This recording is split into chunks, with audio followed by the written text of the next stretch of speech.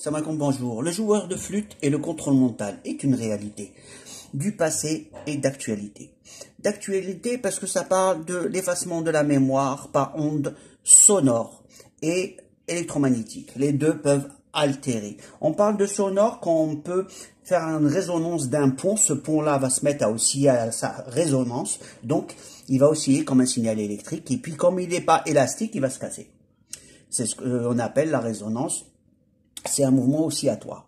Et pour les neurones, qui eux, c'est comme des ponts, les connexions qu'on a dans le cerveau, de la même façon, on peut les casser par ondes sonores et par ondes électromagnétiques. D'où on peut attaquer un cerveau à distance par des sons de résonance. Ceci, il y a eu des thèses qui ont été faites dans un hôpital français d'ailleurs, où ils parlaient pour avoir des droits en cas de lésion corporelle par rapport à l'activité professionnelle due à un matériel qui émet un signal vibratoire dans sa profession, demander des droits vu que ça lui crée des problèmes de santé, de vue, d'articulation, ainsi de suite. Donc ils ont fait tout un listing de détérioration selon les fréquences.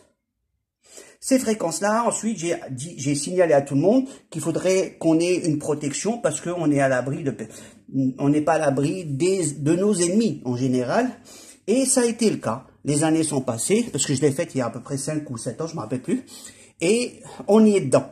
Donc, actuellement, on peut non seulement casser le mental et la mémoire des gens. Donc, quelqu'un qui n'a rien dans la tête, qu'est-ce qu'il peut faire, le pauvre? Ensuite, j'ai le contrôle mental. Le contrôle mental, faut connaître les secrets du fonctionnement du cerveau. C'est-à-dire, c'est comme un écho. Il répond à un signal. Donc, c'est comme si on parlait avec du morse. Donc, c'est des 0 et des 1. Le cerveau, il fonctionne, il a sa logique. Et cette logique, eux, ils l'ont étudiée. Donc, il répond comme un écho aux signaux. Et donc, on peut le conditionner mentalement comme on fait une séance d'hypnose, par exemple. Et donc, l'orienter. D'où le joueur de flûte avec les rats qui vont se jeter, ou les lapins, il y avait des dires. Parce que cette technique de son existait depuis longtemps dans le contrôle mental, et actuellement, on y est dedans. C'est pour ça que tout le monde est figé, tout le monde est paralysé, pas d'action, pas de réaction, inerte. On est dans le contrôle mental du joueur de la flûte. À méditer, je vous dis à la prochaine vidéo.